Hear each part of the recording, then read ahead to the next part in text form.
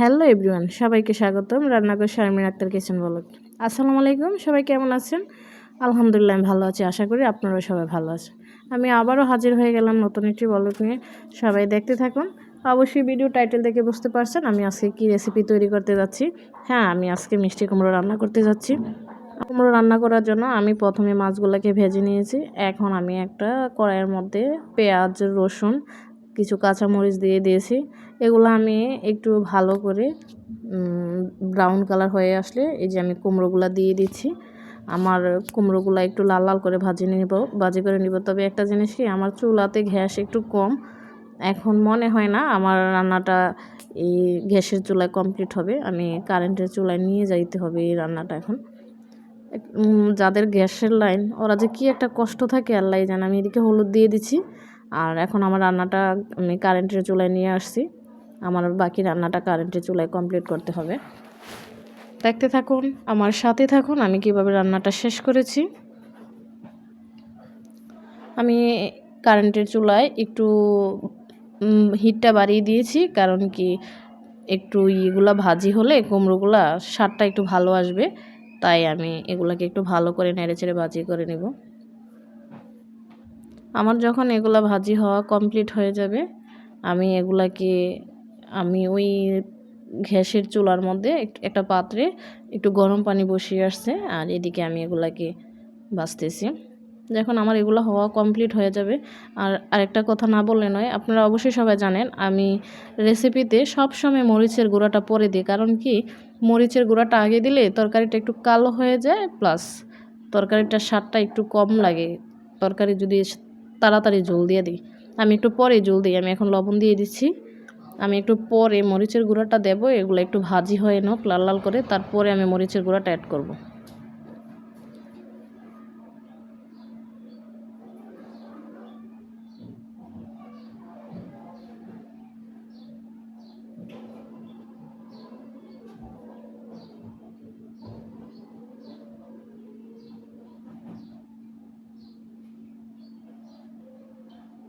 এই যে দেখেন, অনেক সুন্দর একটা কালার চলে আসছে। আমি এখন এগুলোর সাথে মরিচের গুঁড়া অ্যাড করার সময় হয়ে আসছে, কারণ এখন আমার এই কুমড়োগুলা ভাজি হয়ে গেছে। এখন আমি এটার সাথে মরিচের গুঁড়া অ্যাড করব। আমি মরিচের গুঁড়া দেওয়া কমপ্লিট।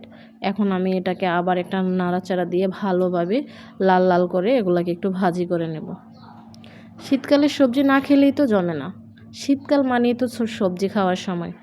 সবাই বেশি বেশি সবজি খাবেন, স্বাস্থ্য ভালো থাকবে, প্লাস বাচ্চাদেরকে খাওয়ানোর চেষ্টা করবেন। তবে আমার বাচ্চাদের এই সবজিটা খুব ফেভারিট।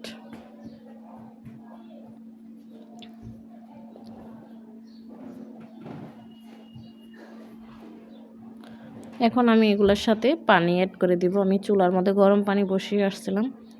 এই যে এখন আমি এগুলোর মধ্যে পানি অ্যাড করে দিয়েছি।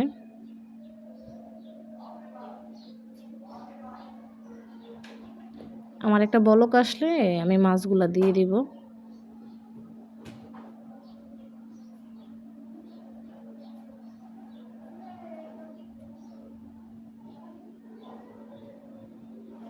আমার মাছ দেওয়া কমপ্লিট হয়ে গেছে। আমি এখন এগুলোর সাথে ধনিয়া পাতা অ্যাড করব। এগুলো যতক্ষণ পর্যন্ত বলক না আসবে, আমি ধনিয়া পাতা ওইদিকে কুচি করে নিয়ে আসছি। এখন আমি এগুলোর সাথে ধনিয়া পাতা অ্যাড করে দিচ্ছি।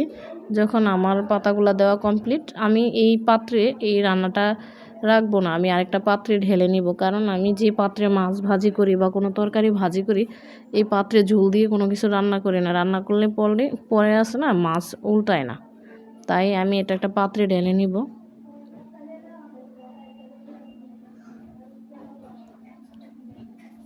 এই তো আমি একটা পাত্রে ঢেলে নিয়ে এটাকে আবার গ্যাসের চুলার মধ্যে নিয়ে আসছি। কারণ গ্যাসের চুলার মধ্যে বলক আসার মতো গ্যাস আছে, তবে ভাজি হইতো না। তাই আমি এটাকে কারেন্টের চুলা থেকে নামিয়ে গ্যাসের চুলায় বসিয়ে দিয়েছি। যদি ভিডিওটা ভালো লাগে লাইক কমেন্ট শেয়ার করবেন। আল্লাহ হাফেজ।